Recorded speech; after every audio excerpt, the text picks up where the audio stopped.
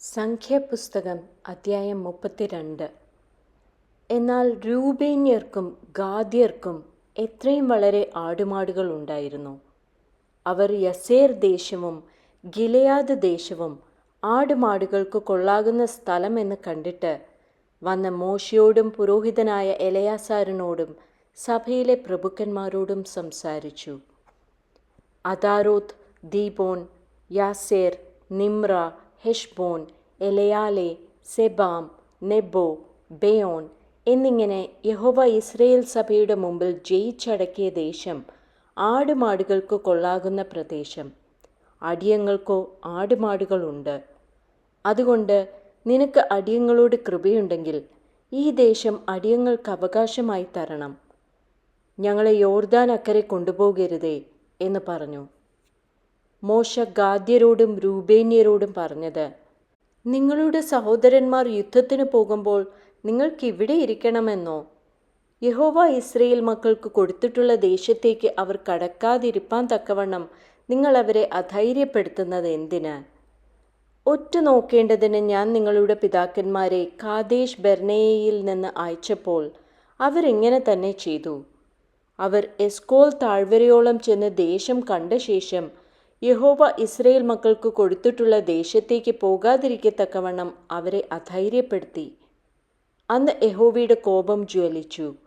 അവൻ സത്യം ചെയ്തു കൽപ്പിച്ചത്, കെനിസ്യനായ യെഫുന്നയുടെ മകൻ കാലേബും നൂന്റെ മകൻ യോശുവയും യഹോവയോട് പൂർണ്ണമായി പറ്റി നിന്നതുകൊണ്ട് അവരല്ലാതെ മിസ്രൈമിൽ നിന്ന് പോന്നവരിൽ 20 വയസ്സു മുതൽ മേലോട്ടുള്ള ഒരുത്തനും ഞാൻ അബ്രഹാമിനോടും ഇസഹാക്കിനോടും യാക്കോബിനോടും സത്യം ചെയ്ത ദേശത്തെ കാണുകയില്ല.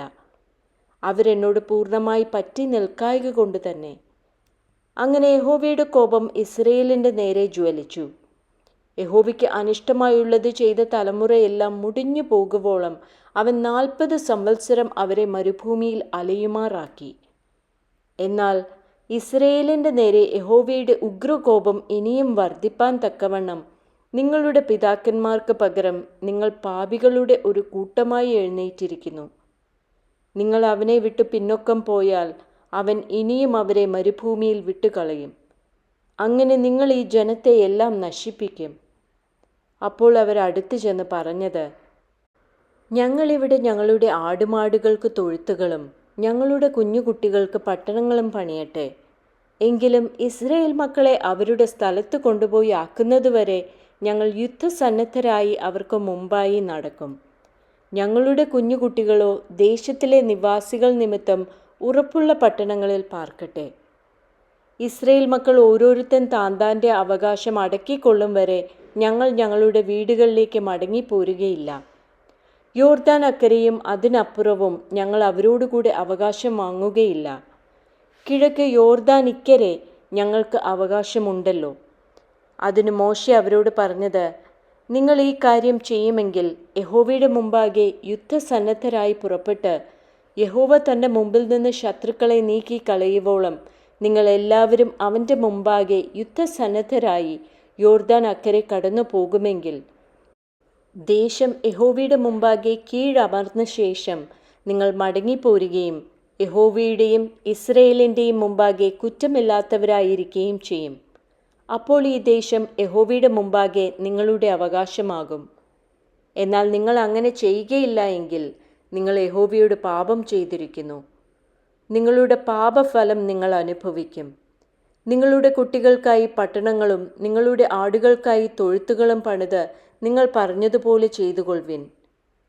ഗാദ്യരും രൂബേന്യരും മോശയോട്, യജമാനൻ കൽപ്പിക്കുന്നത് പോലെ അടിയങ്ങൾ ചെയ്തുകൊള്ളാം. ഞങ്ങളുടെ കുഞ്ഞുങ്ങളും ഭാര്യമാരും ഞങ്ങളുടെ കന്നുകാലികളും മൃഗങ്ങളൊക്കെയും ഗിലെയാദിലെ പട്ടണങ്ങളിൽ ഇരിക്കട്ടെ.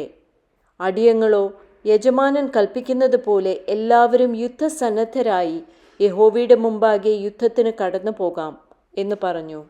ആകയാൽ മോശെ അവരെക്കുറിച്ച് പുരോഹിതനായ എലയാസാരിനോടും നൂന്റെ മകനായ യോശുവയോടും ഇസ്രയേൽ മക്കളുടെ ഗോത്രപ്രധാനികളോടും കൽപ്പിച്ചതെന്തെന്നാൽ, ഗാദ്യരും രൂബേന്യരും ഓരോരുത്തൻ യുദ്ധസന്നദ്ധനായി യഹോവയുടെ മുമ്പാകെ നിങ്ങളോട് കൂടെ യോർദാൻ അക്കരെ കടന്നു പോരുകയും ദേശം നിങ്ങളുടെ മുമ്പാകെ കീഴടങ്ങുകയും ചെയ്താൽ നിങ്ങൾ അവർക്ക് ഗിലെയാദ് ദേശം അവകാശമായി കൊടുക്കണം.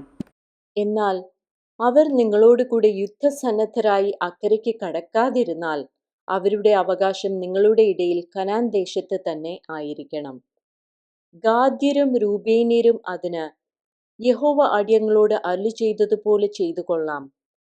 ഞങ്ങളുടെ അവകാശം ലഭിക്കേണ്ടതിന് ഞങ്ങൾ യഹോവയുടെ മുമ്പാകെ യുദ്ധസന്നദ്ധരായി കനാൻ ദേശത്ത് കടന്നു പോകാം എന്ന് പറഞ്ഞു. അപ്പോൾ മോശെ ഗാദ്യർക്കും രൂബേന്യർക്കും യോസെഫിന്റെ മകനായ മനശ്ശെയുടെ പാതിഗോത്രത്തിനും അമോര്യ രാജാവായ സീഹോന്റെ രാജ്യവും ബാശാൻ രാജാവായ ഓഗിന്റെ രാജ്യവുമായ ദേശവും അതിൻ്റെ അതിരുകളിൽ ചുറ്റുമുള്ള ദേശത്തിലെ പട്ടണങ്ങളും കൊടുത്തു. അങ്ങനെ ഗാദ്യർ ദീബോൻ, അതാരോത്ത്, അരോയേർ, അത്രോത്ത് ഷോഫാൻ, യസേർ, യോഗ്ബെഹ, ബേത്ത് നിമ്ര, ബേത്ത് ഹാരാൻ എന്നിവയെ ഉറപ്പുള്ള പട്ടണങ്ങളായും ആടുകൾക്ക് തൊഴുത്തുകളായും പണിതു. രൂബേന്യർ ഹെഷ്ബോനും എലയാലയും കീര്യത്തയീമും പേര് മാറ്റിക്കളഞ്ഞ നെബോ, ബാൽമെയോൻ എന്നിവയും സിബ്മയും പണിതു. അവർ പണിത പട്ടണങ്ങൾക്ക് പുതിയ പേരിട്ടു. മനശ്ശെയുടെ മകനായ മാഖീരിന്റെ പുത്രന്മാർ ഗിലെയാദിൽ ചെന്ന് അതിനെ അടക്കി അവിടെ പാർത്തിരുന്ന അമോര്യരെ ഓടിച്ചു കളഞ്ഞു. മോശെ ഗിലെയാദ് ദേശം മനശ്ശെയുടെ മകനായ മാഖീരിന് കൊടുത്തു. അവൻ അവിടെ പാർത്തു. മനശ്ശെയുടെ പുത്രനായ യായീർ ചെന്ന് അതിലെ ഊരുകളെ അടക്കി അവയ്ക്ക് ഹവ്വോത്ത് യായീർ, യായീരിൻ്റെ ഊരുകൾ എന്ന് പേരിട്ടു. നോബഹ് ചെന്ന് കെനാത്ത് പട്ടണവും അതിൻ്റെ ഗ്രാമങ്ങളും അടക്കി. അതിന് തൻ്റെ പേരിൻ പ്രകാരം നോബഹ് എന്ന് പേരിട്ടു.